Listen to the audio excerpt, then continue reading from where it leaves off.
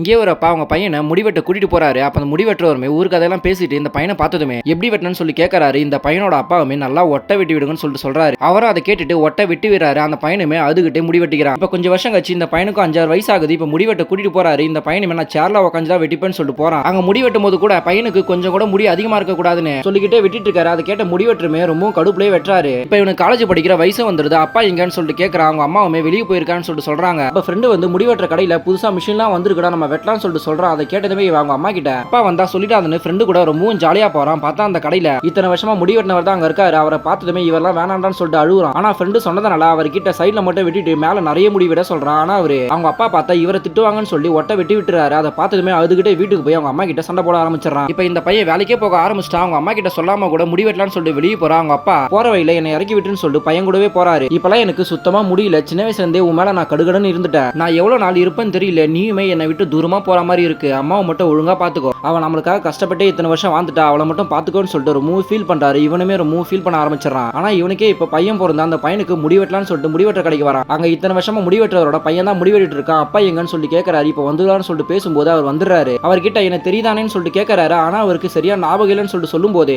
இவரோட பையன் எப்படி சார் முடிவெட்டணும்னு சொல்லிட்டு கேட்கறான். அதுக்கு ஒட்டை வெட்டி விடுன்னு சொன்னதுமே இவங்க அப்பாவோட ஞாபகம் வந்துருது. அவங்க பையனுக்கு முடிவெட்டும் போது எவ்வளவு சந்தோஷமா இருப்பாருன்னு சொல்லி நினைச்சு பார்த்து ஒரு புள்ள அவனோட அப்பாவை பத்தி புரிஞ்சுக்க அவனே அப்பாவானதான் தெரியும் போலன்னு சொல்லிட்டு இந்த கதையை முடிக்கிறாங்க.